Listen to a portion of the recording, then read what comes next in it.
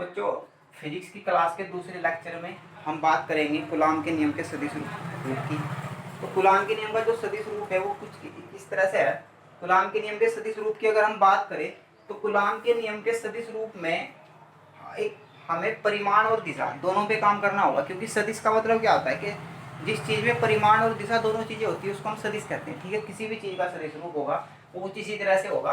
तो कूलॉम, और अगर पहले हमें कूलॉम के नियम के परिमाण की बात करें तो परिमाण कुछ इस तरह से होता है कि Q1 Q2 upon R square, जहाँ K का वैल्यू कितना होता है 1/4πε0। ठीक है, ये बात आप समझ पा रहे हैं। ये फिर हमारे कूलॉम के नियम का क्या था, परिमाण था। तो अगर ये कूलॉम के नियम का हमारा परिमाण है तो इसके बाद हम क्या कर रहे होंगे, और जो कुछ इस तरह से आया था कि F अनुक्रमानुपाती होता है, इसमें Q1 Q2 के F व्युत्क्रमानुपाती होता है 1/r² के।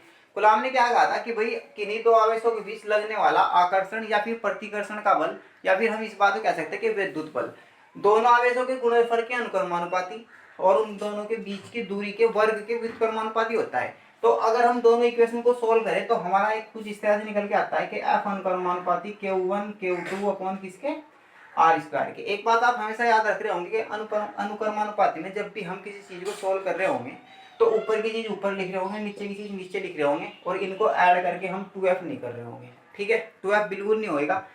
तो ये आ गया। और अगर हम यहाँ से अनुक्रमानुपाती का साइन हटाए तो इस तरह से होता है कि Q1 Q2 अपॉन किसके r² के। ठीक है, अगर हमारा फिर ये परिमाण बन क्या जाता है पूरा पूरा। अब इसका हमें क्या निकालना है, सदिश रूप। तो अगर इसका हमें सदिश रूप निकालना है तो सदिश रूप हम किस तरह से निकाल रहे होंगे, तो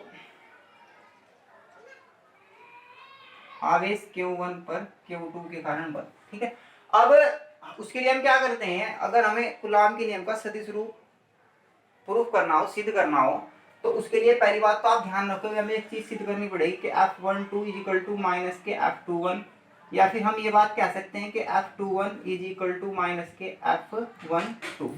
बात देखिए, आप कोई सा एक सिद्ध कर दीजिएगा आपका सही हो जाएगा। ठीक है, इसके लिए हम क्या करते हैं, सबसे पहले एक दो एक्सिस खींचते हैं, एक्स एक्सिस और वाई एक्सिस। ठीक है, एक्स एक्सिस और वाई एक्सिस। कूलॉम का नियम कहाँ काम करता है, दो आवेशों के बीच।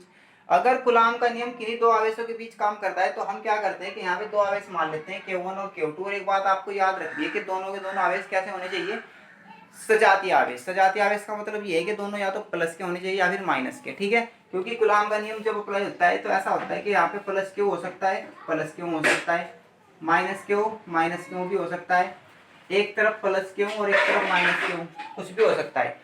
अगर एक तरफ प्लस क्यू होता है एक तरफ माइनस क्यू होता है तो उनके बीच आकर्षण का बल होता है। अगर एक तरफ प्लस दूसरी तरफ प्लस तब भी उनके बीच क्या होता है, प्रतिकर्षण का बल। और माइनस माइनस दोनों तरफ होता है तो तब भी कैसा बल होता है, प्रतिकर्षण का बल। ये आप ध्यान रखोगे। और सब बलों को ना मिला के हम क्या कहते हैं, विद्युत बल। ठीक है, तो अगर प्लस माइनस साइन होगा तो आकर्षण बल, प्लस प्लस या माइनस माइनस होगा तो कैसा साइन, कौन सा बल होगा, प्रतिकर्षण का बल। प्रतिकर्षण के बल की खासियत क्या होती है कि चीजों को एक दूसरे के से दूर करते हैं वो, और आकर्षण बल क्या करता है, चीजों को एक दूसरे के पास लाता है। ठीक है, तो इस तरह से अगर हम अब आगे बढ़े तो इसमें हमने एक एक्स एक्सिस खींच ली और एक वाई एक्सिस। एक्स एक्स और वाई एक्स खींचने के बाद अब हम क्या करते हैं, ये आवेश Q1 है, ये आवेश Q2। अब हमें आवेश Q1 और Q2 की स्थिति को बताना है। स्थिति जैसे हम किसी चीज की दूरी निकालते हैं ना, तो इसी तरह से विद्युत जो सदिश होते हैं, सदिश में हमें स्थिति बतानी होती है किसी चीज की। तो अगर हमें किसी चीज की स्थिति बतानी हो तो स्थिति बताने के लिए हमें स्थिति वेक्टर लेने पड़ते हैं। तो स्थिति वेक्टर आवेश Q1 के लिए जो O से, अगर R इस मूल बिंदु O से जो आवेश Q1 है, अगर हम इसकी स्थिति को देखें तो इसकी स्थिति क्या है, R1। आवेश Q2 की अगर हम O से यानी कि मूल बिंदु से स्थिति को देखें तो इसकी स्थिति क्या है, ये R2। ठीक है, अब इसके बाद हम क्या करेंगे, हम इसको इस तरह से पढ़ेंगे।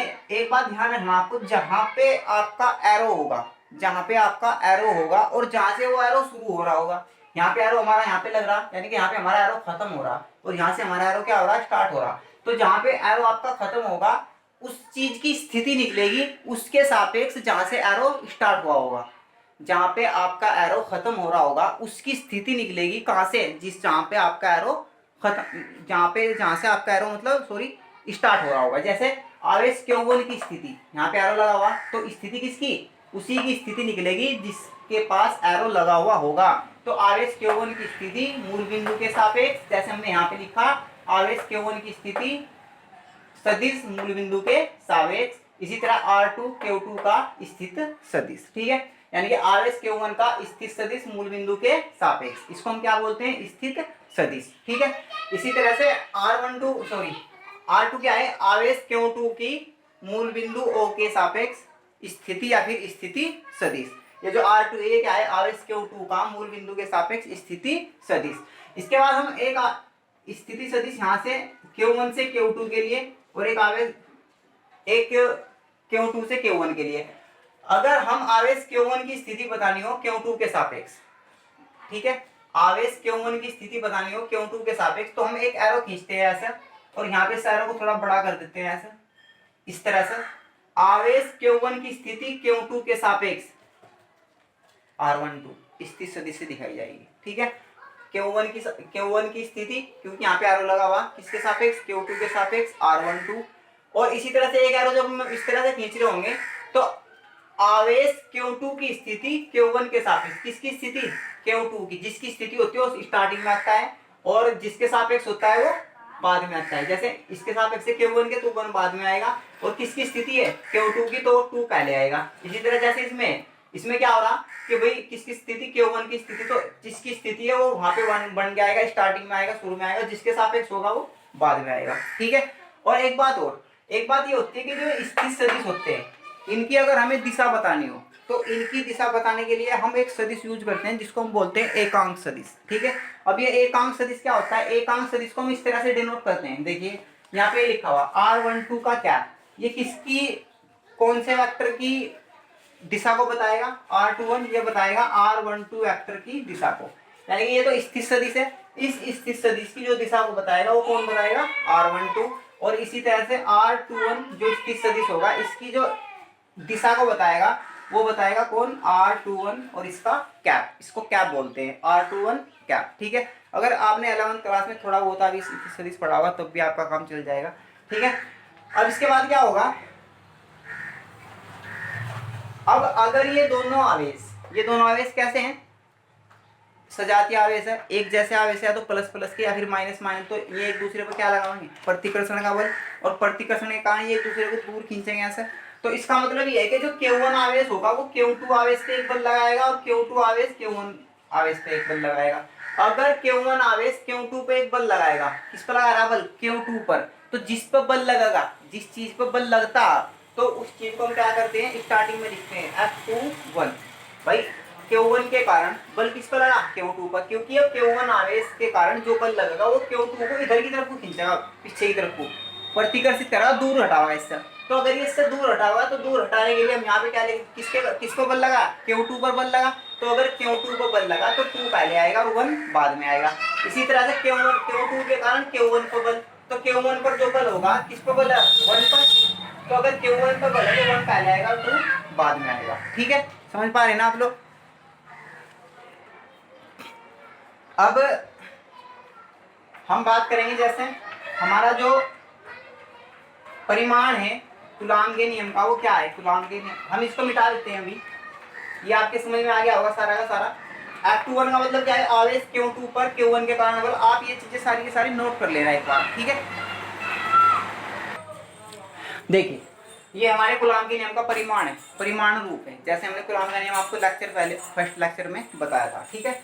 अब इसकी दिशा हमें बतानी हो तो अगर हम बल F12 की बात करते हैं, बल F12, तो बल F12 का मतलब क्या है, Q1 पर बल Q2 के कारण, क्योंकि जो स्टार्टिंग में आता है उस पर बल लगता है और किसके कारण लगता है, दूसरे के, यानी कि आवेश Q1 पर बल Q2 के कारण। तो उसके लिए हमने कौन सी, अगर हम यहाँ पे लिखें तो Q1 Q2 अपॉन R², ये तो हो जाएगा इसका परिमाण।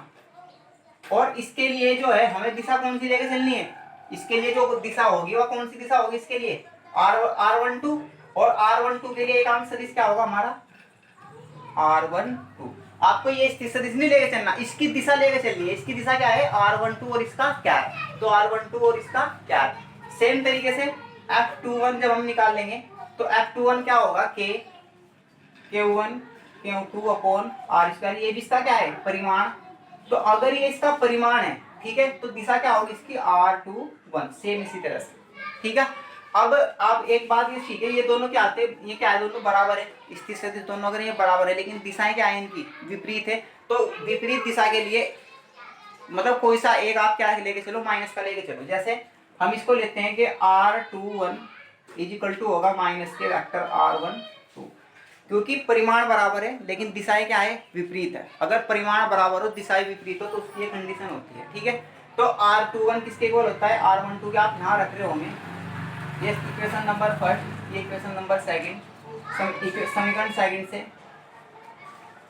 तो अगर आप इसको सोल्व कर रहे होंगे तो F21 is equal to Q1 Q2 upon R², और ये वाला माइनस आप यहाँ लगा रहे होंगे, R21 की जगह कितना रख रहे होंगे, R1। समझ पा रहे हैं आप लोग? अब समीकरण फर्स्ट और थर्ड से, समीकरण फर्स्ट व थर्ड से इसका इक्वेशन नंबर थर्ड मान लो, तो क्या है, ये चीज और ये चीज दोनों बराबर नहीं होगी, बस ये कैसी है, माइनस की, और ये कैसी है, प्लस की। तो क्या हम ये बात कह सकते हैं कि F12 जो है वो बराबर होगा माइनस के F21 के, कह सकते हैं हम ये इस बात को, ठीक है, जो कि हमारे कूलॉम के नियम का